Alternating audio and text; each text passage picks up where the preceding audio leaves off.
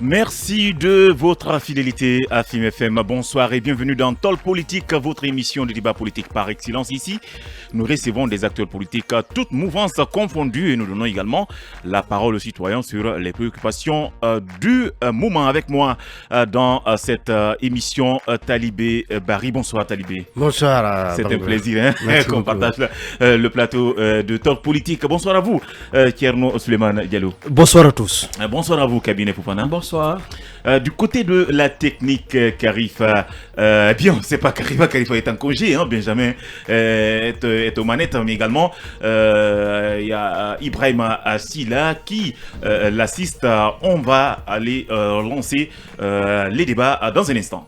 À la une politique sous la présidence du colonel Mamadi Doumbouya, le gouvernement de transition a tenu ce jeudi au palais Mohamed V sa première session de conseil des ministres. À ce rendez-vous, seul le ministre de la jeunesse n'a pas répondu à l'appel absent du pays, et cette première journée a été consacrée à une prise de contact entre les nouveaux dirigeants de ce pays.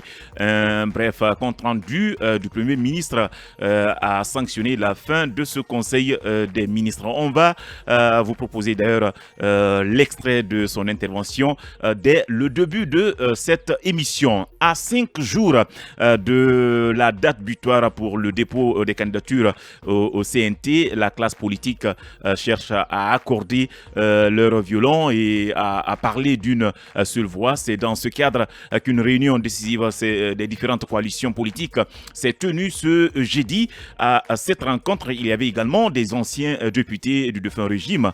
Ont-ils trouvé un compromis? Quelles seront les prochaines étapes? La réponse est avec Abdoulaye Kourouma. Il est le président du parti RRD, mais également ancien député. Notre invité dans Abato Rompu est M.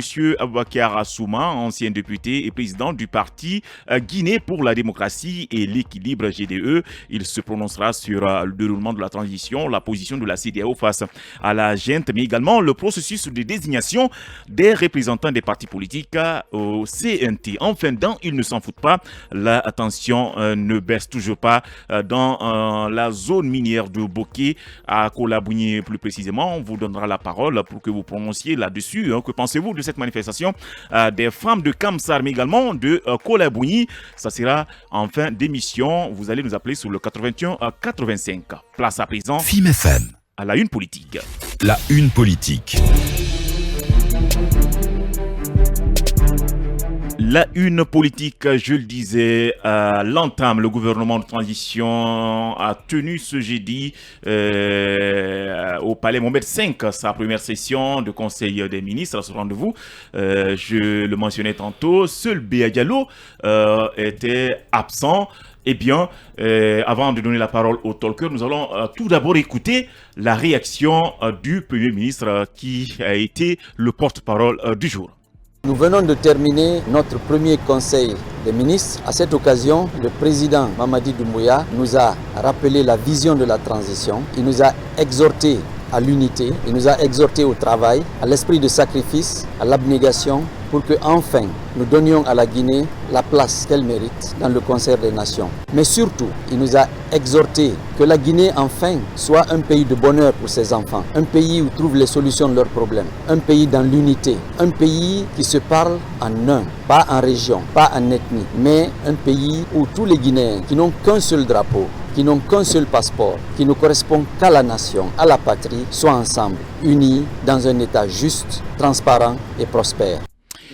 Mohamed Beavogui, le Premier ministre guinéen, Premier ministre de transition, qui a fait ce bref compte rendu. Alors, ce conseil était beaucoup attendu, mais finalement, on a compris que c'était une prise de contact entre le gouvernement. Mais la question, est-ce que c'est l'ordre normal des choses pour un nouveau gouvernement? Et surtout, qu'avez-vous retenu de cette déclaration, de cette communication du Premier ministre cabinet?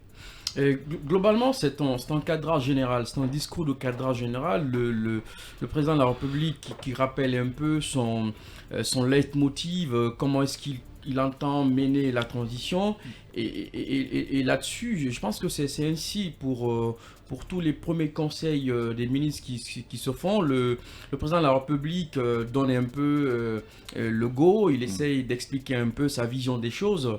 Et puis, cela se matérialise au fur et à mesure des conseils des ministres. Je pense qu'on ne devrait pas s'attendre à grand-chose au moment où c'était le tout premier conseil des ministres. C'est l'ordre normal, il faut le dire comme ça. C'est ça, exactement. Le chef de l'État a expliqué un peu ce qu'il attend de son gouvernement. Du gouvernement, parce qu'il faut quand même rappeler que beaucoup d'observateurs ont remarqué dans les discours d'installation des ministres une sorte de discours assez diffus dans lequel on ne comprenait pas assez disons l'objectif qu'ils s'assignent. On a comme l'impression qu'ils s'inscrivent dans une optique qui va au-delà d'un gouvernement de transition. Et je crois que là-dessus, il est important que le président de la République, pour ce premier départ, explique un peu sa vision de la chose.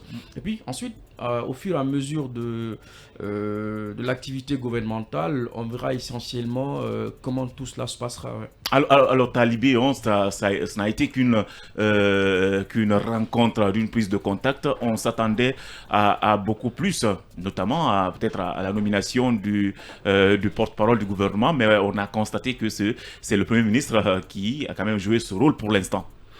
Personnellement, j'attendais plus que la simple désignation du porte-parole du gouvernement, parce que figurez-vous, je crois bien, depuis le 6 novembre, le gouvernement a été finalement complété après avoir mis plus d'un mois à être composé. Et ça n'est suivi, et bien avant donc de compléter ce gouvernement, il y avait eu un conseil des interministériel, un curieux conseil interministériel, puisque on n'en était qu'à, disons, à la moitié de la composition du gouvernement quand ce conseil interministériel s'est tenu. On se demandait quel était d'ailleurs l'objectif. Et la logique aurait voulu d'abord qu'il y ait un conseil interministériel après ce conseil interministériel parcellaire. Ouais. Vous comprenez? Avant donc d'en venir à ce conseil des ministres. Donc, par exemple, mardi passé, moi j'aurais bien compris qu'il y ait un conseil interministériel. Parce que la République doit fonctionner. L'État doit fonctionner. Bien sûr. Imaginez, la transition a mis deux mois à se doter d'un gouvernement et tout le monde est heureux qu'enfin qu'il y ait un conseil des ministres. Et finalement, le président dont on connaît suffisamment, disons, les ambitions, la vision, parce qu'il l'a décliné, il n'y a pas un cadre mieux indiqué que, par exemple, l'adresse à la nation qu'il a faite le 2 octobre, où il a planté le décor des grands chantiers qui attendent la transition, et où on voit des points particuliers qui sont renvoyés au gouvernement. Je me demande de quelle vision s'agit-il, d'autant que ce président de la transition nous a servi deux interviews, des grandes interviews dimanche et lundi, au cours desquelles il a encore parlé de la façon dont il entrevoit l'avenir de ce pays. Je pense que nous aurions été davantage rassurés, davantage à l'aise si, après justement un discours introductif, un propos introductif liminaire du président de la transition, si on attaquait les dossiers brûlants qui attendent cette transition. Ce pays n'a pas de route, ce pays n'a pas d'électricité. On vient de nous le renvoyer en pleine figure à travers les manifestations dans une zone comme Boké, déclarée zone économique d'excellence, que je voulais appeler zone de catastrophe sociale d'excellence. Parce que oui, là où il n'y a pas d'eau, il n'y a pas d'électricité, il n'y a pas de route. On devrait quand même se prononcer sur... Je pense que on nous aurait davantage... Je ne me juge pas de l'esprit de responsabilité du président de la transition, mais je me dis qu'on nous aurait davantage pris au sérieux si, après le propos liminaire du président de la transition, on attaquait des dossiers et qu'on nous dise que telle chose et telle chose ont été envisagées pour régler tel problème. Ah ben oui, cabinet, vous vouliez placer mot. Je suis parfaitement d'accord avec Talibé. Encore qu'on a perdu 2 mois à constituer le gouvernement, rappelez-vous que le point d'achoppement le plus important entre la CEDEAO et la junte, c'est justement cette question de durée du mandat. Est-ce qu'il faut considérer aujourd'hui le top départ de la transition à ce premier conseil des ministres? Je ne pense pas, parce qu'il n'y a vraiment pas eu quand même un véritable échange. Il a suffi vraiment de se saluer, et vous portez bien, vous êtes bien habillés, et bien voilà, je pense que ça n'a vraiment été ça, parce que imaginez-vous, depuis la mise en place complète de ces ministres, beaucoup d'entre eux ont fait quand même quelques visites de terrain. Il y a peut-être, ne serait-ce que ce compte rendu, hein, on pouvait s'attendre à quelque chose, Keno Suleiman, je pense. Ben écoutez, je crois que les prédécesseurs l'ont dit, on a le sentiment de rester sur sa faim après cette rencontre tant attendue et la montagne qui accouche carrément d'une souris. Parce que en termes d'ambition, il est difficile de prétendre avoir les ambitions qu'on a en termes de réforme et de sortir de la première rencontre disons gouvernementale avec ce simple compte-rendu de prise de contact. Je crois qu'il y a eu tellement de rencontres entre les ministres et le Premier ministre, entre les ministres et le président lui-même, parce que pour la plupart, à des rares exceptions près, tous les ministres ont été sélectionnés sur dossier. Il y a eu des entretiens préalables, il y en a eu d'autres pour certains. Je crois qu'avec tout ça, on devrait aujourd'hui nous dire quelque chose de plus que ce que nous avons entendu. Ouais. Surtout que, en tout cas, certaines indiscrétions faisaient état d'un séminaire gouvernemental qui se peaufinait. Encore la théorie, on continue toujours alors que Talibé vient de le souligner, le pays fait face à d'énormes problèmes. Absolument. Imaginez-vous ce qui se passe aujourd'hui à Kolaboui. J'ai appris que le Kuntigi qui s'est déplacé pour aller faire la médiation n'a vraiment pas, il a quitté sans qu'il ne trouve une solution. Non. Eh bien, on a un gouvernement qui s'est réuni sans que ce gouvernement puisse nous dire mot sur ce qui se passe aujourd'hui du côté de Kamsa et de Kolaboui. Écoutez, c'est difficile de ne pas être déçu de ce qui s'est passé aujourd'hui. Ouais. Et je crois que les autorités, particulièrement le colonel Doumbouya, ils devraient faire attention à cet aspect-là. C'est vrai que les Guinéens l'ont acclamé dans leur écrasante majorité à la prise du pouvoir, mais il doit ne pas oublier que les Guinéens ont soif d'autre chose que de déclarations de bonne intention. Ouais. Les Guinéens ont soif d'actes concrets parce qu'ils ont envie enfin de voir ce pays décoller. Et ce pays ne peut pas décoller sans qu'il y ait du travail. J'ai comme l'impression qu'on est en train de traîner les pas. Et non, ça absolument. Pendant qu'il y a des choses qui se font. Il y a des commissions. Trop de temps. Il y a des commissions qui ont travaillé depuis les premières heures du CNRD jusque-là, sur le plan immobilier, sur le plan financier. Ouais. Il y a des tas de choses qui ont été faites. Je crois que la moindre des choses aujourd'hui, c'était de nous faire ce compte rendu là, au moins. Absolument, montrer au-delà des discours, voici ce qui est envisagé, voici ce qui est envisageable dans les faits, dans les semaines et mois à venir. Bien, rapidement, cabinet, avant de continuer avec notre premier invité. Je disais tantôt qu'on a suffisamment perdu du temps pour ne pas aller à l'essentiel. Ouais. Et puis, on ne nous ferait quand même pas comprendre qu'il n'y avait pas quelque chose d'essentiel qui a été fait entre la prise du pouvoir et la nomination, l'installation de ces ministres. Non, mais vous savez, les secrétaires généraux ont pris la place des absolument, justement. Ils ont assuré l'intérim.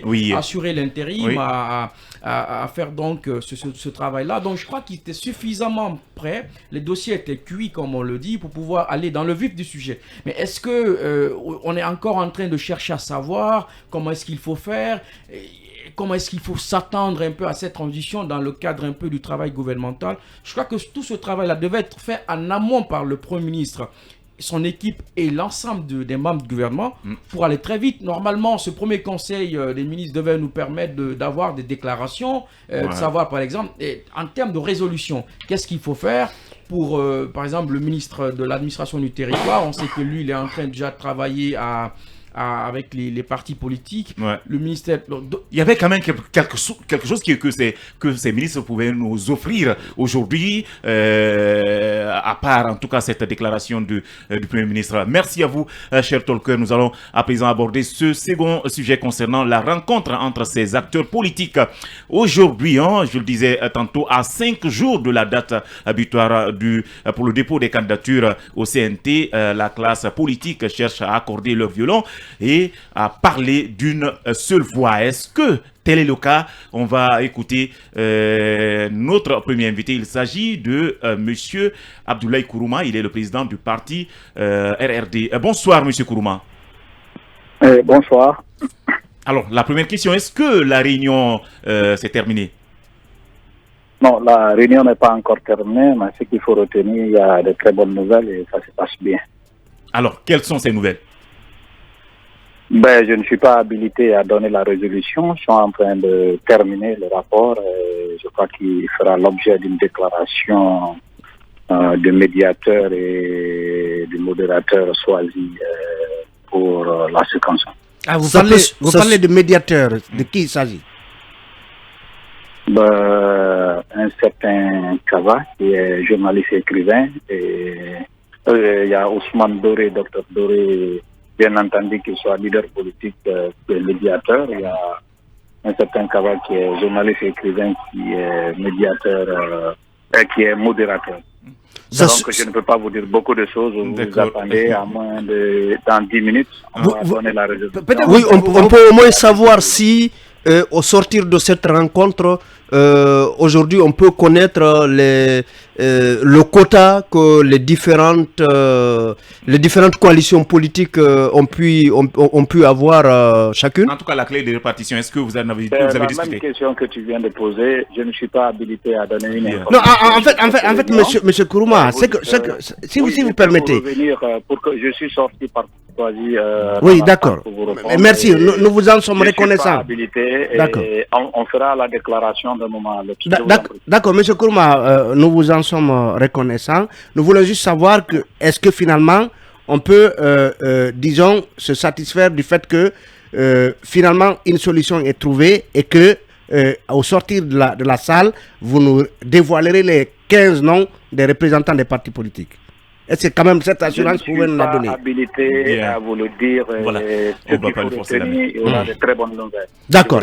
Et pourquoi vous avez compris les raisons pour lesquelles le leader de ADC Bok a claqué la porte? Malheureusement, il est parti. Mais on va revenir peut-être à partir de 17h30. On va revenir avec lui pour en tout cas comprendre ce qui a été dit à cette rencontre. Mais en fait, je me dis que ces acteurs politiques ont retardé à 5 jours maintenant. On se rappelle, c'est plus d'un mois depuis le mois de novembre qu'on avait annoncé, on avait partagé les différents quotas que chaque entité devrait en tout cas avoir au CNT. Mais c'est à 5 jours maintenant que ces acteurs politiques se sont réunis pour trouver une solution à ce problème.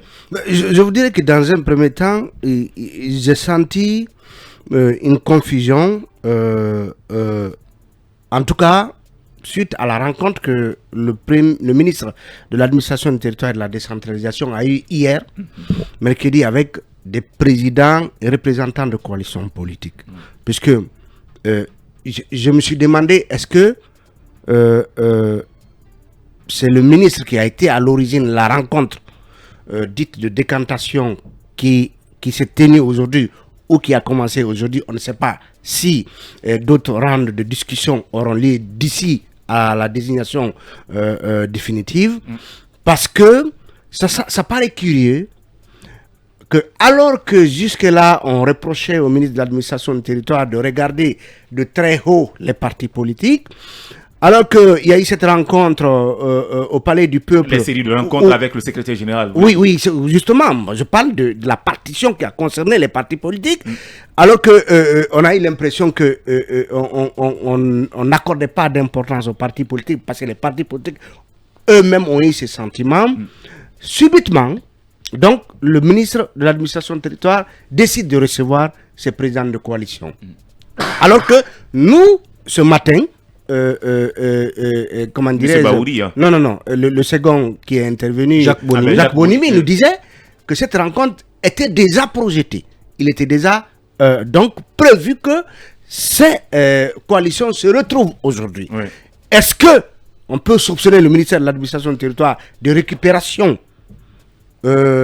parce qu'il nous a donné l'impression que c'est lui qui a poussé les partis politiques, les coalitions enfin à se retrouver. Mais est-ce qu'il a dit aujourd'hui ouvertement? Je pense que oui, il a facilité. Non, il ne nous dira pas. Il a facilité. Il a sans doute facilité. Monsieur Bangura, il ne nous le dira pas, Oui. puisque cette coïncidence-là plutôt renvoie à une bonne image, une bonne initiative Oui. de sa part. Oui. Mais moi, j'ai reçu, avant même de prendre Jacques Bonimi, j'ai reçu ici un SMS d'un leader de la RAD qui a dit attention, cette rencontre était prévue bien avant que le ministre de l'Administration du Territoire n'invite ces partis politiques, ces représentants de coalition à venir le rencontrer hier.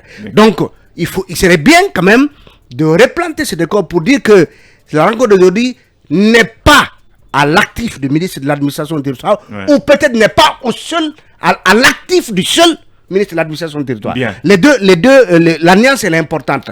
Peut-être que la rencontre d'hier a encouragé et justement les uns et les autres à y aller, mais cette rencontre était déjà prévue initialement. Et pour en terminer, je pense que il y a encore un peu une zone grise. Parce que Jacques Bonimi nous disait que alors que eux ils étaient allés rencontrer le ministre de l'Administration du Territoire sur la base de l'existence de 5 coalitions, le ministre leur a annoncé 2 autres coalitions. Et vous avez vu que ADC Bok dit que il y a trouvé des coalitions qui pour lui n'avaient pas leur place là. Et qui sont même représentés par des militants. Par des militants. Et non des leaders. Par des militants. Oui. Je me pose la question, est-ce que le ministre de l'Administration du Territoire, bien qu'étant la tutelle des partis politiques, connaît mieux les coalitions politiques que Cellou Dalein, que Mamadou Sylla et autres? La question reste posée par rapport à ces 2 invités surprises, c'est-à-dire ces 2 coalitions. On va revenir là-dessus dans la deuxième partie de cette émission. D'ici là, nous observons une pause. Retour dans ce studio, fidèles auditeurs. Merci de votre fidélité. Et nous poursuivons Talk Politique à 5 jours de la date butoir pour le dépôt des candidatures au CNT. La classe politique cherche à accorder leur violon et à parler d'une seule voix. Eh bien, on va sans doute avoir en fin d'émission Abdoulaye Kourouma qui nous a promis d'intervenir. On va essayer de l'avoir dans cette émission. Et puis notre invité dans À bâton rompu est monsieur Aboubakar Souma. Il est ancien député mais également président du parti Guinée pour la démocratie et l'équilibre GDE. Et il se prononcera sur le déroulement de la transition, la position de la CEDEAO face à la junte, mais également le processus de désignation des représentants des partis politiques au CNT. Avant de continuer les débats, nous allons lire quelques réactions des internautes sur la page Facebook de FIM Guinée. Bolokada Tourama nous écrit: bonsoir mes talkers, je suis très heureux de vous écouter, mais l'histoire du CNT va chauffer dans ce pays. Le mieux c'est d'organiser l'élection législative avant de se diviser la classe politique. Bolokada Tourama, l'enfant de Dingirai. Merci infiniment à vous. Bari Abdoulaye Fougoumba également nous écrit: bonsoir. Talk politique, il faudra que la classe politique fasse beaucoup attention. Les acteurs politiques doivent savoir qu'ils ne sont pas la seule entité dans ce pays. Les Guinéens ne veulent plus la division pour les questions d'intérêt personnel au détriment de l'intérêt général. Merci à vous, Bari Abdoulaye Fougoumba. Une autre réaction de Abdoulaye Djouma. Bari, bonsoir Aliou et à tous les talkers. Je ne pense pas que nous sommes entrés définitivement dans la transition. Elle ne commencera que dès la mise en place du CNT qui déterminera d'ailleurs la durée de la transition. Merci à vous. Mamadou Alpha So également nous écrit: bonsoir Monsieur Bangoura et à toute l'équipe des talkers Sonoussi depuis Baïlo-Baya. Les Guinéens attendent beaucoup du CNRD et cette transition. Mais si la durée n'est pas encore déterminée, mais il faut penser aux maux dont souffrent les Guinéens. Bonne soirée à vous. Merci Sori Khalil Tourama Mariga nous écrit une très belle émission. J'espère que les débats seront aussi de qualité. Merci infiniment à vous, chers internautes. Nous allons poursuivre les débats avec les talkers. On parlait tout à l'heure de ce CNT. Talibé, je ne sais pas si vous allez conclure, parce que pour vous, eh bien, vous pensez qu'il y a une sorte de récupération autour de cette réunion d'aujourd'hui. Et je ne sais pas si c'est la même chose que partage vos cabinets. On penserait qu'il y a en tout cas une sorte de récupération de la part du ministre de l'administration du territoire. Non, mais ça a tout l'air, parce que dès le départ, on n'a pas vu une ligne qui soit, une démarche qui soit plutôt celle acceptée par une démarche du ministère de l'administration du territoire qui soit acceptée tout de suite par les acteurs politiques. On a quand même eu l'impression que le ministre tergiversait un peu, il avait du mal à comprendre un peu la démarche. Je pense que beaucoup avaient suggéré, par exemple, de partir sur la base des élections communales qui étaient les plus consensuelles tenues, et que sur cette base-là, qu'il partage les 15 places. Parce que la logique qui voudrait qu'un parti égale un parti, je pense que c'est un peu pour moi une façon pour le ministère de l'administration du territoire de fuir un peu ses responsabilités. Oui. Parce que ce qui est vrai, c'est que même si on voulait dire qu'il fallait que le ministre lui-même ou le département définisse les critères, mais du moment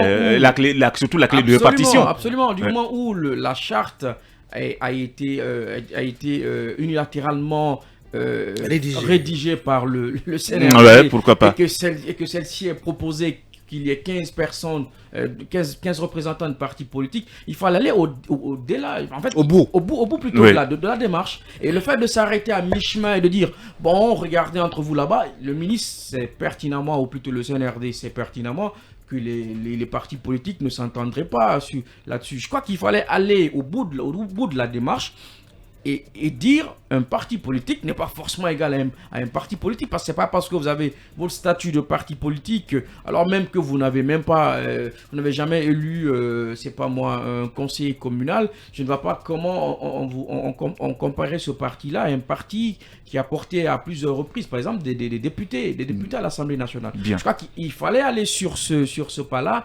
Personne n'aurait fait la guerre au ministère de l'administration du territoire. En tout cas, c'est ce qui, j'ai comme l'impression, c'est qui a beaucoup retardé la désignation de ces 15 personnes, parce que, je le disais tantôt, nous sommes à 5 jours de la date butoir. Alors, Thierno Suleiman, pensez-vous que ces acteurs pourront réussir à se comprendre? On a écouté tout à l'heure Abdoulaye Kourouma, il essaye de nous faire comprendre que tout va bien.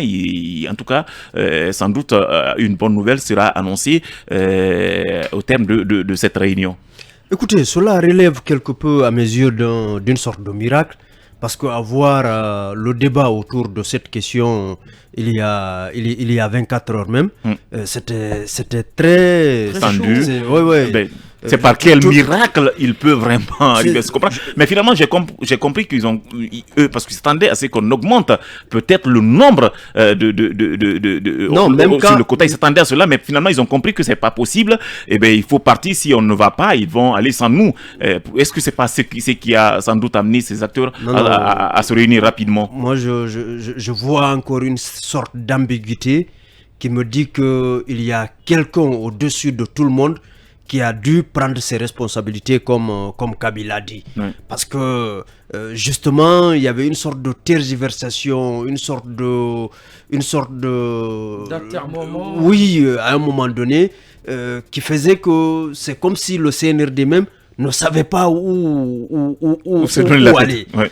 Justement. Donc, je crois qu'à un moment donné, il y a eu des échanges entre le CNRD au haut niveau et peut-être les acteurs politiques, les responsables politiques qui comptent réellement, pour se dire, écoutez, voici ce qu'il y a lieu de faire. Et du coup, le ministre qui, à un moment donné, donnait l'impression de fuir carrément sa responsabilité, Kabila a dit, je m'en approprie. Du coup, lui dire, écoute, voici ce qu'il faut. Il faut que les acteurs politiques qui comptent se rencontrent pour décider de la clé de répartition sur cette base. Parce que sinon, c'était absolument impossible de voir les acteurs politiques tels que nous les connaissons, les leaders, même pour ceux qui se font appeler comme cela par abus, accepter le principe que les moutons se promènent ensemble mais n'ont pas forcément le même prix. Ça, c'est vraiment pas du guinéen, c'est pas de la politique guinéenne. Ici, les égos et même certaines ambitions démesurées et parfois fantaisistes font qu'à un moment donné, tout le monde se croit tout permis.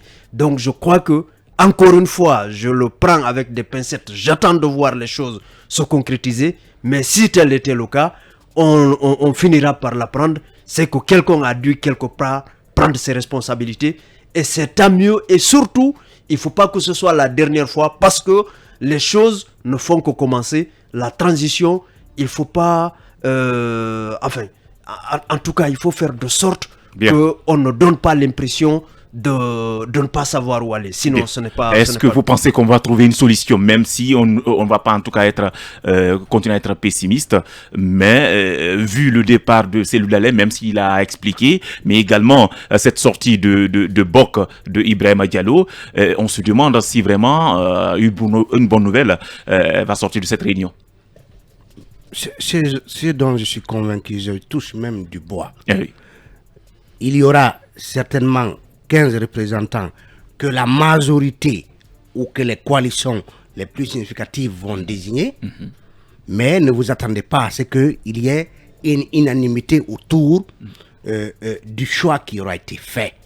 Parce que, vous avez vu déjà, Bok qui claque la porte, peut-être estimant que ses chances sont très infimes d'y avoir un représentant, et beaucoup seront dans ce réflexe de se dire que puisque je ne suis pas bien qu'appartenant à une coalition, parce que vous pouvez appartenir à une coalition, certains appartiennent à des coalitions, mais ils vont tous mener un combat d'arrière-garde au profit d'eux-mêmes, de leurs personnes, ou de personnes que eux-mêmes auraient proposé pour faire partie de ces 15. Donc, demain, si on vous annonce une liste aujourd'hui, attendez-vous demain à une guerre des tranchées extraordinaires, et justement, à ce que justement certains qui sont membres de certaines coalitions aujourd'hui quittent ces coalitions et qui soient en quelque sorte des troubles faits, qui vont s'autoproclamer centristes et qui vont justement prêcher régulièrement en faveur du CNRD,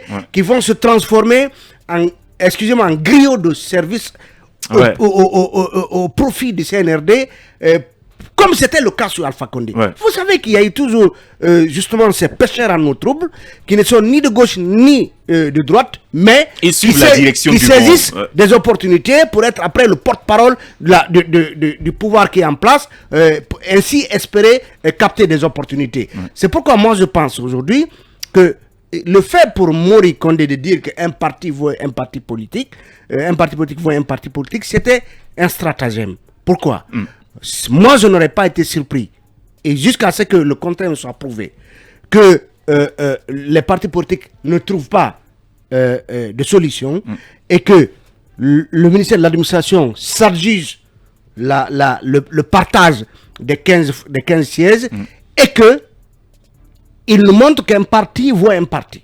En faisant en sorte que, par exemple, il y ait un représentant par parti politique, entre 15 partis politiques, parce que il exploiterait le manque d'accord entre ces grandes coalitions pour donc se permettre ainsi, si le RPG a 3 représentants, 4 représentants, le représentant que grande formation politique pèserait au CNT. Mais si le RPG n'a qu'un représentant, l'UFDG a un représentant, l'UFR, il y aurait difficilement la possibilité que les 15 de ces partis politiques-là parlent d'une même voix. Et on fera en sorte que des gens qui n'auraient jamais espéré y être si le RPG avait 5 et l'UFD 5 se sentent redevables au ministre de l'administration du territoire, et donc d'autres porte-voix du CNRD au sein de ce CNT, ce CNT à qui le président de la transition renvoie tout la durée de la transition, le chronogramme et qu'est-ce que c'est encore. Oui. Donc, une grosse caisse de résonance de la junte qu'on nous préparerait, en tout cas, attendons de voir. Et surtout si tous ces, en quelque sorte, députés sont bien rémunérés. C'est conseillers nationaux. C'est députés. Écoutez, moi, je pense que déjà les partis politiques, soit ancienne mouvance ou ancienne opposition, ont déjà fait le deuil du fait de peser dans la balance au niveau de l'Assemblée nationale. Parce qu'avec la portion congrue qui leur est réservée, il n'y a aucun moyen pour eux de peser. Parce qu'à un moment donné, quand il n'y a pas de consensus, on passe au vote. Et avec 15 représentants, il n'y a aucun miracle possible. Cela dit, la seule carte qui leur reste à jouer, c'est le fait, à un moment donné, de prendre la parole et donc de dénoncer à l'intérieur de l'hémicycle transitoire pour dire à un moment donné qu'on n'est pas d'accord. Mais là aussi, le dernier mot reviendra, disons, à la base politique, reviendra au niveau du parti pour dire que voilà, ce qui se décide au niveau de la transition à tel endroit, pratiquement n'engage que les responsables du CNRD, parce que nous ne souscrivons pas à cela, même si par ailleurs nous y sommes représentés. Yeah. Cela dit, 15 partis politiques pour un nombre de estimé à 189 partis, il n'y a aucune chance qu'on ait un représentant par parti politique. Donc, déjà, le postulat selon lequel un parti est égal à un autre est déjà faussé, parce que même si on prenait, je ne sais par quel miracle, ce n'est pas possible que tous les partis y soient représentés. Et ceux qui vont être choisis vont être considérés comme les partis qui comptent aux yeux des autres. Ah bien, notre invité dans Abattoir rompu, M. Aboubakar Souma, il est ancien député, mais également président du parti Guinée pour la démocratie et l'équilibre, GDE. On va le recevoir dans une poignée de secondes. C'est peut-être ça la politique, le compromis perpétuel entre compromis et compromission. Talk politique à bâton rompu. Parler à bon escient ou à bouche que veux-tu, nos chroniqueurs tirent les verres du nez aux politiques.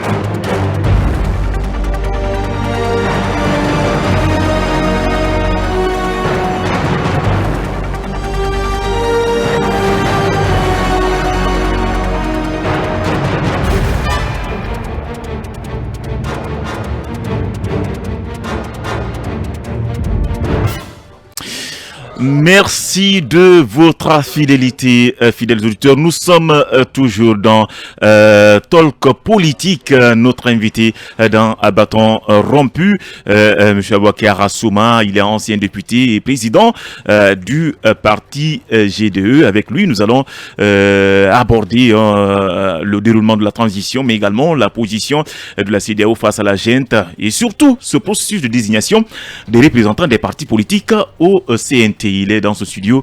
Bonsoir, M. Souma. Bonsoir, mes frères amis. Bienvenue dans cette émission. C'est à moi de vous dire merci beaucoup pour mon invitation. Voilà, Talibi. Première question pour coller à l'actualité exécutive du côté du gouvernement. Oui. Le premier conseil des ministres s'est tenu ce jeudi sous l'égide du président de la transition. Est-ce que pour vous, une transition qui a commencé le 5 septembre et dont le premier conseil des ministres du gouvernement donc se tient seulement le 18, oui. Est-ce qu'il n'y a pas assez de temps perdu en termes de mise en action, mise en route des activités du gouvernement? D'abord, il y a trop de temps perdu. C'est une réalité. Mais il y a trop de couacs dans cette affaire. Je le dis et je le répète, je crois l'avoir dit sur certaines antennes. Nous voulons connaître la composition réelle du CNRD. Donc la composition du gouvernement seul ne suffit pas. Pour vous, la composition du CNRD est plus importante que celle du gouvernement? Nous voulons savoir l'organe dirigeant du pays. Quelle est sa composition? Qui est son président? Qui est son vice-président? Comme nous avons connu le CMRN, comme nous avons connu le CNDD, s'il y a le flou de ce côté, beaucoup de ceux seront également dans les flous. Mais je crois que le président de la transition a déjà apporté de précisions là-dessus. C'est que il estime que c'est toute l'armée qui CNRD, c'est l'ensemble de l'armée. Ce n'est pas possible. C'est vague. C'est vague. Mon frère, moi je veux que nous soyons intello. Ouais. Et puis je veux que nous soyons sérieux. Ouais. Ne serait-ce qu'avec le pays. Bien. Et nous sommes au XXIe siècle là. C'est-à-dire, si nous voulons faire du sérieux, il faut qu'on choisisse le chemin qu'il nous faut, c'est-à-dire la vérité. Bien. Pour l'instant, cela n'a pas été fait. Donc, ça c'est un. Deuxième chose importante pour moi, je crois que prise de contact pour prise de contact, ça n'a pas lieu d'être. Aujourd'hui, à l'occasion de ce premier conseil des ministres, on nous aurait donné les résultats des travaux des différentes commissions qui ont travaillé jusqu'ici. Bien.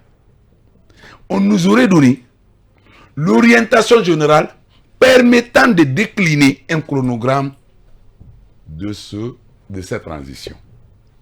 Je le répète ici qu'ailleurs, il ne revient ni en droit, ni même sur le plan volontariat au CNT de fixer la durée de la transition. Ah oui? Et pourquoi? C'est un choix. C'est un choix du CNRD. Il aimerait associer tout le monde. Pour lui, le CNT, c'est la composition de tout le pays. Ce n'est pas tout le pays. C'est pas vrai. Ce n'est pas vrai. Je le répète ici. Toute transition dans un pays, c'est une transition politique. En tant que telle, la concertation qu'il y a eu, ou semblant concertation qu'il y a eu au Palais du Peuple... Vous n'avez pas pris part à cette... Si, j'étais là. Ce n'était pas une concertation, c'était une prise de contact. Parce que une concertation, c'est lorsque vous déclinez les thématiques de cette concertation, vos interlocuteurs aussi à leur tour. Ça suppose un échange quand même. Un échange. Mais est-ce que ça a été le cas? Je ne crois pas. C'était à sens unique pour vous. Ça n'a pas été le cas. Ce n'est pas pour moi, pour nous tous, parce que vous avez vécu. Mais là, on avait demandé aux acteurs politiques de déposer des mémos. Nous avons été faire les mémos. C'était comme si vous... même les propositions des chartes. Et chaque entité politique, voire les coalitions politiques l'ont fait. Aucune de nos propositions n'a été prise en compte. C'est ça la vérité. Pourtant, la charte vise les résultats des concertations. Normalement, dans son préambule, la charte qui est sortie là devrait refléter les conséquences directes de cette concertation. Donc, il devrait tenir compte des propositions des alliances politiques. Ça n'a pas été le cas. Parce que toutes les entités politiques que vous appelez aujourd'hui coalition ont fait non seulement des propositions par rapport à la durée, mais même les propositions par rapport à ce qu'il faut faire pendant cette transition. Donc une sorte de chronogramme. Parce que ça traverse ça. Il faut savoir d'abord qu'est-ce qu'on veut, comment on peut, dans quel temps on peut le faire. Voilà le chronogramme. C'est ce que nous avons fait. Et nous nous sommes mis pendant 2, 3, 4, 5 jours à le faire. Mais rien n'a été pris. Nous sommes partis lorsqu'on a constaté que rien ne se passait par là. On est allé jusqu'à demander les audiences par écrit. Et jusqu'ici, aucune de nos correspondances n'a été répondue. Des audiences au président de la transition. Naturellement. Mais que répondez-vous à ceux qui pensent que répondez-vous, honorable, à ceux qui pensent que ce n'est pas le temps de la transition qui compte, mais c'est plutôt le travail qui va être fait pendant cette transition pour sortir le pays de l'ornière. Je vais vous dire que ça, c'est des termes politiciens. Bien.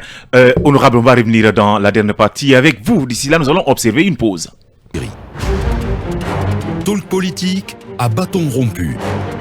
Parler à bon escient ou à bouche que veux-tu, nos chroniqueurs tirent les verres du nez aux politiques. Notre invité, Monsieur Aboubakar Souma, il est ancien député, mais aussi président du parti Guinée pour la démocratie et l'équilibre GDE. Avec lui, nous survolons l'actualité sociale et politique du pays. Mais avant, nous allons lire ces quelques réactions des internautes sur la page Facebook de Film Guinée. Idrissa Diallo nous écrit: bonsoir Aliou, et s'il vous plaît, veuillez interpeller le ministre de l'énergie sur la hausse vertigineuse et injustifiée des factures d'électricité. Au lieu qu'il nous enfume de promesses fallacieuses quant à l'électrification de tout le pays, qu'il stoppe cette raquette en cours. Idrissa Diallo depuis Dar es Salaam. Merci à vous pour cette réaction. Nous avons une autre de la part de Abdoulaye Djoumabarir. Et bonsoir Ali, où je suis totalement d'accord avec M. Souma pour ce qui est des membres du CNRD. C'est vrai que le président de la transition nous a dit tous les membres des FDS sont du CNRD et en son article 45, aucun d'entre eux ne peut faire acte de candidature alors qu'il y a une branche civile. On fait comment? Voilà, c'est la question qu'il se pose.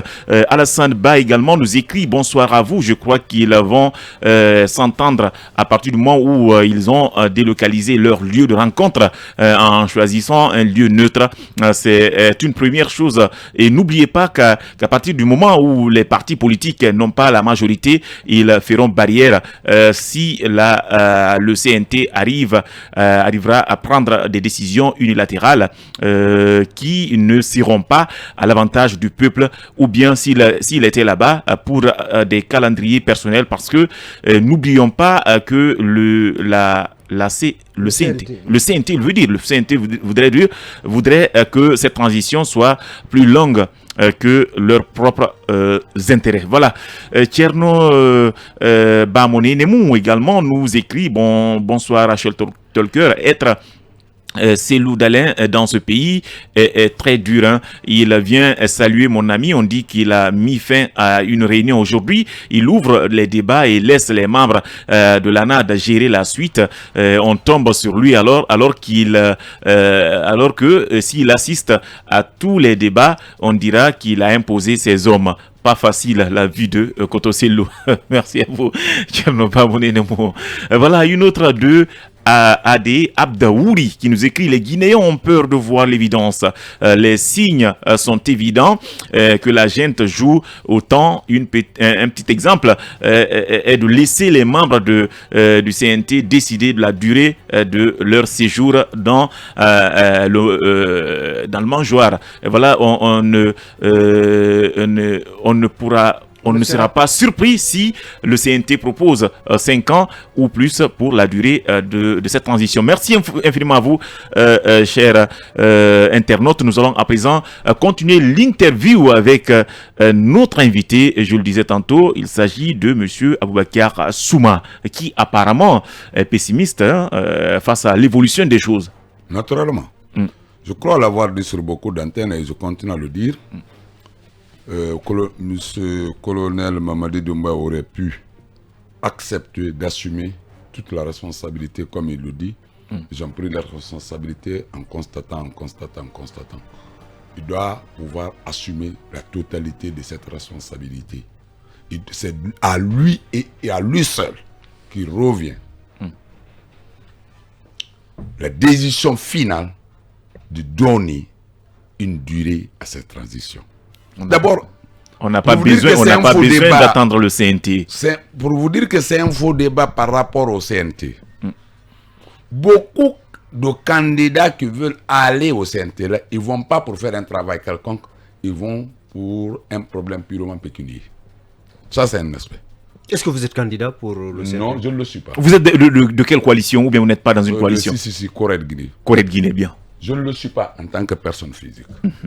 Peut-être mon parti va décider. Oui, mais on a aussi dit, hein, les anciens députés aussi ne prendront pas part. Ça déjà, ça contredit leur engagement premier qui disait qu'il y a l'inclusivité. Eh bien, si votre parti envoie quelqu'un, il y a l'inclusivité. Si on dit il y a l'inclusivité, aucune disposition contraire ne doit être utilisée.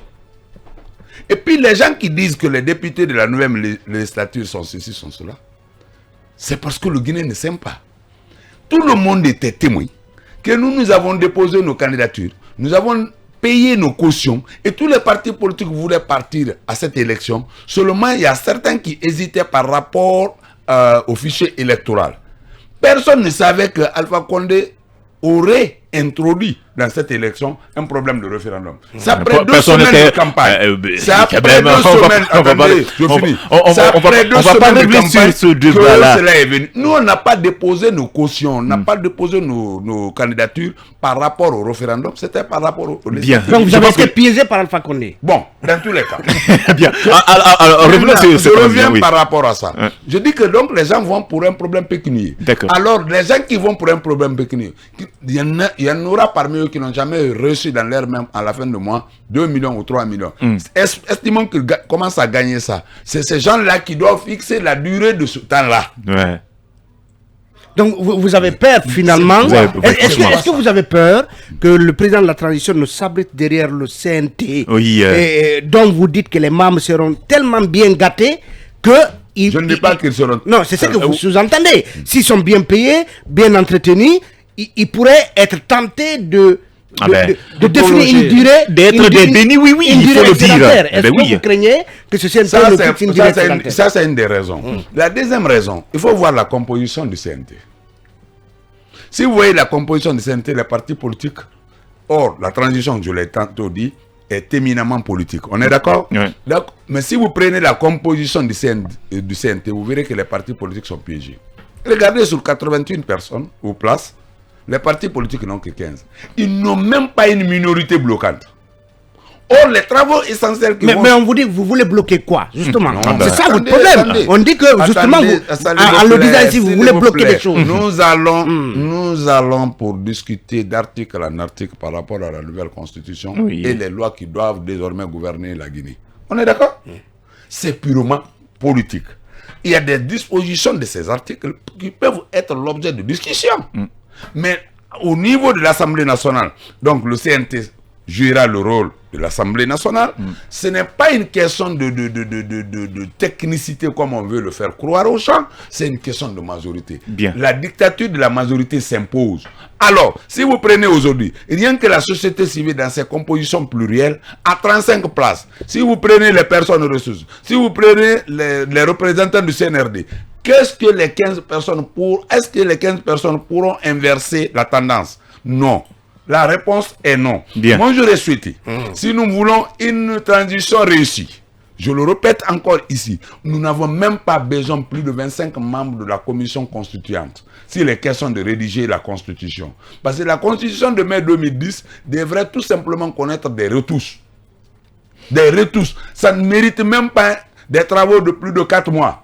On aurait mis en place une commission d'au moins 5 à 6 personnes techniciens en matière de droit constitutionnel, peut-être les partis politiques représentés par une dizaine de personnes et les personnes soi-disant ressources ou sociétés dites civiles, je dis bien dites civiles, parce que tout ce qui anime ces sociétés civiles sont politiques d'avance. Cela suppose, honorable, que vous choisissez plutôt la constitution de 2010 à celle de 2020? La constitution de 2020, vous et moi, en tant que citoyens guinéens, quelle est la vraie version? Bien. Donc même vous, apparemment, vous étiez contre. Quelle est la vraie version? Vous avez vu mes sorties. Bien, alors revenons un peu sur ces 15 personnes. Vous l'avez dit tout à l'heure que les 15 places accordées aux partis politiques, ce n'est qu'un piège. Mais malgré tout, jusqu'à présent, on n'arrive vraiment pas à désigner ces 15 représentants. On risque même de ne pas avoir des politiques parce que si on ne trouve pas ces 15 places-là, eh bien, on nous dit qu'ils vont aller sans ces partis politiques. Si tous les partis politiques pouvaient s'accorder sur ma proposition, parce que nous tous... Quelle est cette proposition? Attendez, je viens. Toutes les coalitions ont fait, lorsque nous avons vu ça tomber du ciel. Je dis bien tomber du ciel. Parce que nous savons même ceux qui ont rédigé un peu. La charte. C'est qui? En tout cas, votre danseur fait partir. Ah oui. Le danseur national. Mais c'est le danseur national. Vous comprenez bien? Oui. Je vais vous dire une chose. Il paraîtrait qu'il doit être le président du CNT. Hein. Ça ne va pas vous étonner. Ça, c'est un autre problème. Je vais vous dire une chose. Il faut que les Guinéens cessent de se tromper. Oui, mais quand vous parlez de dansa comme ça, qu'est-ce que vous lui reprochez? Non, attendez. je ne parle pas de personne. Bien. Je ne m'attaque pas à une personne. Pourtant, on n'est pas restons sur cette proposition. Vous avez dit que vous avez fait au bout de mes Qu'est-ce que vous avez proposé, vous, par rapport au CNT? Nous avons dit, il y a deux voies. L'une peut être choisie par le CNRD. Soit le CNRD accepte d'augmenter le nombre de membres du CNT, ou augmente ne serait-ce que la moitié plus une voix pour les partis politiques. Car les travaux du CNT sont éminemment politiques. C'est les deux propositions. Expliquez cette deuxième proposition. Qu'est-ce que vous appelez la moitié plus une voix? Si c'est 81 personnes, la moitié de 80 personnes, c'est 40. La moitié de 81 personnes, c'est 42. Plus une voix, je veux dire. Donc, on aurait pu donner ça aux partis politiques. Parce que prenez la société civile. On dit la société civile. On dit les artistes. On dit comment on appelle, la jeunesse. Ouais. On dit, tout ça là constitue ce que nous appelons la société civile. Oui. On dit les Guinéens de l'étranger. On dit et les personnes ressources. Vous les personnes de ressources. Quelles sont ces personnes de ressources? Ils donnent quoi? Ils sont ressources à quoi? Alors, tout ça là, qu'est-ce que cela vous dit? Le fait d'avoir que c'est un CNT piégé d'avance. Oui, mais malgré ça, Mamadou Aliou, aujourd'hui, les coalitions sont réunies. Oui, justement, la politique dans de la un hôtel vide n'a jamais donné de résultat. Bien. Même c'est la mort dans l'âme que vous vous réunissez pour choisir ces 15 là. Non, loin s'en faut. Loin s'en faut. On ne veut pas être absent dans le débat politique de notre pays. Si nous avons accepté de créer nos partis politiques, nous avons accepté de financer le développement de nos partis politiques, c'est parce que nous voulons nous investir en politique. En ce temps-là, nous ne laisserons pas les gens aller faire des bêtises politiques et que nous abandonnions. Nous ne ferons pas la politique de la cette ville. Même si c'est 2 places, même si c'était 2 places, on finira par s'entendre et les deux désignés, quel que soit le bord politique, seront les représentants de l'ensemble des partis politiques. Ils porteront nos voix là-bas. Est-ce que le fait, monsieur, est-ce que le fait de vous réduire à minima intentionnellement, donc à 15, finalement vous amenez à être plus unis face au CNRD? Pour l'instant, c'est pas le cas. Si les partis politiques comprennent, M. Talibé, aujourd'hui, la démarche actuelle,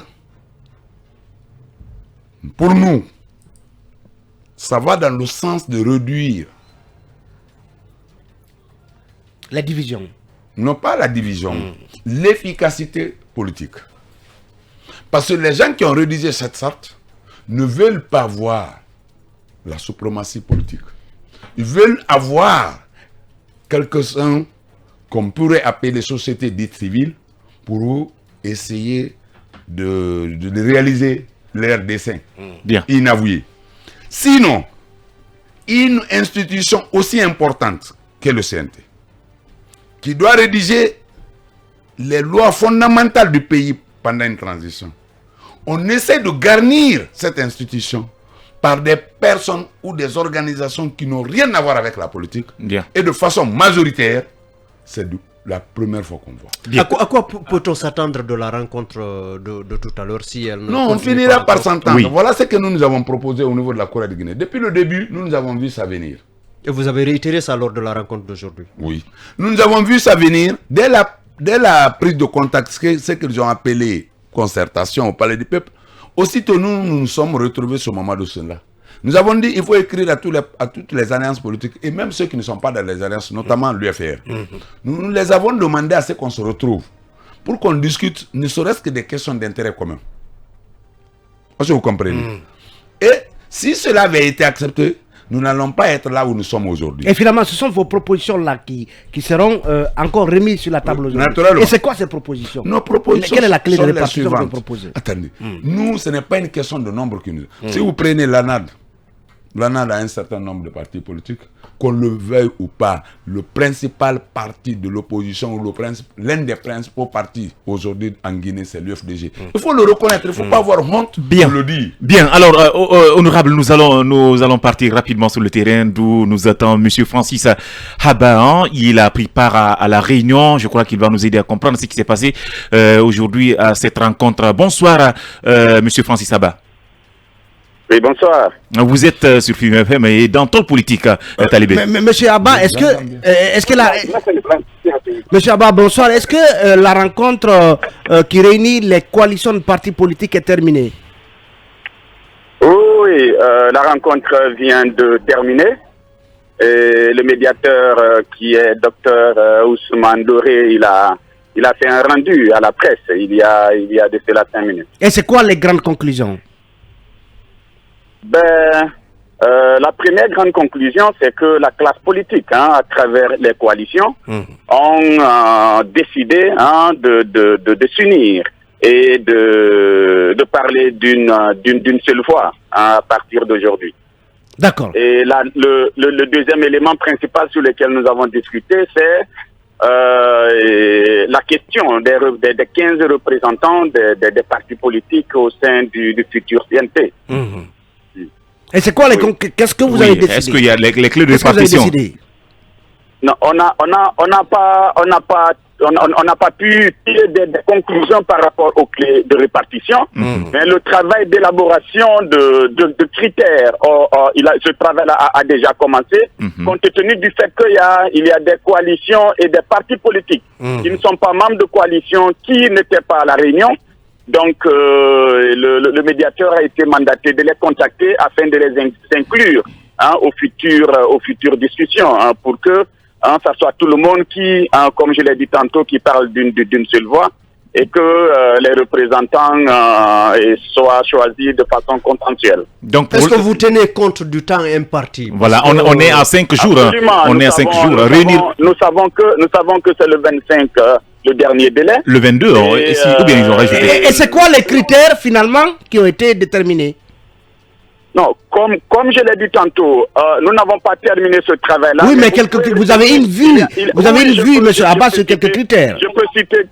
Je peux citer quelques-uns, puisque il y a eu, on a fait un brainstorming, nous avons élaboré environ 18 critères, parmi lesquels vous avez la participation aux élections, vous avez la participation aux élections locales, vous avez le poids électoral, vous avez la probité morale des différents candidats qui vont nous représenter. Vous avez beaucoup d'autres critères qui ont été retenus, mais le travail, étant donné que tout le monde n'est pas présent, nous avons préféré en terminer ce travail-là lors de la prochaine réunion. Nous avons décidé qu'il y a 2 réunions successives afin de terminer le choix de nos représentants au sein du CNT. D'accord. Merci beaucoup à vous, monsieur Francis Abba, pour la disponibilité. Je rappelle qu'il est le président du parti UGDD, mais également membre de l'ANAD. Vous avez compris, on a eu la chance d'avoir... En tout cas, cabinet, je pense que vous avez sans doute une réaction par rapport à surtout la réaction de monsieur Aboka Souma, mais enfin, disons que ces partis politiques ont décidé de parler d'une même voix. Oui, peut-être la réaction que je voulais apporter, c'est que quand monsieur Souma dit que on n'a pas besoin d'autant de gens au sein d'une assemblée provisoire pour éditer... J'ai dit une commission constituante. Oui, j'en viens. En fait, le choix, ce qu'il dit a vraiment du sens, qu'on peut faire le choix d'avoir une assemblée constituante, donc qui va donc être... constitué de spécialistes, de spécialistes de ces questions. Ça peut être des politologues, des juristes constitutionnalistes qui peuvent travailler sur une mouture de la Constitution. Surtout qu'il y a déjà une première qui existe, qui est de 2010, et donc qui n'a pas besoin d'autant de temps. Ce qu'il veut en fait dire, si je le comprends, c'est que on va envoyer autant de gens qui ne vont pas servir essentiellement au travail auquel ils sont partis. Et je pense que c'est extrêmement important qu'on essaye en fait de poser la vraie question. Est-ce que les gens qui vont à l'Assemblée, dans cette Assemblée provisoire, vont essentiellement travailler sur une constitution? Si cela en est ainsi, de son raisonnement, on n'a pas besoin d'autant de gens. Et l'autre point de son discours, quand il dit que les partis politiques ne doivent pas être exclus et qu'une transition est éminemment importante, je suis parfaitement d'accord avec lui. Encore qu'on a l'impression dans la démarche du CNRD et spécifiquement du colonel qu'il a envie en gros de reléguer les partis politiques au second plan. Parce que quand il dit dans son interview la Guinée ne se résume pas aux partis politiques, je pense qu'il y a un problème. Si on doit envoyer les gens à l'Assemblée, dans l'Assemblée provisoire, du fait de leur représentativité, j'ai envie de dire que les entités, pour le moment, dans une démocratie normale, qui portent le plus la représentation, c'est les partis politiques. La société civile, ça ne veut pas dire grand-chose. Donc, si on va sur le plan de la représentativité, les partis politiques sont ceux-là, du fait des élections, qui drainent du monde et qui sont en fait les plus représentatifs possibles. Donc ça veut en fait dire que s'il doit y avoir s'il y a une entité qui doit être plus représentative dans l'Assemblée, si on veut avoir une Assemblée provisoire où vous avez des gens qui représentent toute la population, c'est bien évidemment les partis politiques. Alors, on n'a pas assez de temps. Rapidement sur cette réaction de Francis, finalement, par rapport aux critères, nous avons compris qu'on va sans doute prendre en compte non seulement le poids, mais également la participation aux élections. On l'a dit. On a envie de dire que finalement, c'est des critères, disons, standards et même universels. Quand on parle de la représentativité et de la participation aux élections. Qu'en pensez-vous, Monsieur Souma? Honnêtement, ce sont des critères que nous avons proposés. Et ce sont, à mon sens, et au sens de notre coalition Corée-Guinée, des critères objectifs pour départager les partis politiques. Un parti politique qui a été créé il y a 10 ans, il y a 5 ans, qui n'a jamais participé à une élection. Un parti politique qui n'a jamais eu un élu. Un parti politique qui n'a pas de siège. Un parti politique qui ne tient pas les réunions de sa direction nationale ni de l'Assemblée générale, qui se dit, comme on aime le dire maintenant, tous les partis politiques sont égaux. Mais alors il y a quelque chose là. À quoi renvoie le volet moralité qui est évoqué dans les critères? Ça c'est des critères subjectifs. Mais en plus, comment on mesure la moralement bien indiqué qui ne l'est pas. Et dans ce pays-là, on ne peut pas. Alors on a pris assez de temps pour enfin finalement. Ces critères objectifs là, c'est-à-dire dans le poids, si tu prends les partis politiques aujourd'hui, qu'on n'aime pas, les deux partis politiques les plus représentatifs sur le plan du poids, c'est le RPG et l'UFDG. Il faut le reconnaître. Nous autres, nous venons peut-être en 3e ou 4e position. Ça, il faut le reconnaître. Maintenant, quels sont les partis, depuis leur création, qui ont participé aux élections? Est-ce qu'ils ont eu les élus? Là, la question là aussi est fondamentale. Est-ce que ces partis politiques aussi ont des sièges politiques? Est-ce qu'ils tiennent des réunions de façon régulière? Est-ce qu'ils tiennent leurs congrès de façon également régulière? Comme d'ailleurs exigé par leur statut et leur règlement intérieur et l'agrément qu'ils détiennent. Si ces partis politiques ne respectent pas ces conditionnalités-là, normalement, ils ne doivent pas être appelés partis politiques. Voilà, je pense que bien que c'est un peu tard, s'il faut le dire comme ça, on a comme l'impression que les partis politiques vont sans doute se comprendre ensuite à ce que nous avons entendu avec M. Francis Abba. On l'espère. Sauf qu'il y en a un qui a claqué la porte tout à l'heure. Adeseboka, bien. Non, bon, moi je pense que je vais le faire revenir parce que c'est mon jeune frère. Bien, merci. Merci beaucoup à vous, honorable, d'être passé dans cette émission. Merci à vous, fidèles auditeurs. On présente nos excuses parce que vous devriez prendre la parole. Demain, on va vous donner la parole, Inch'Allah. Au revoir.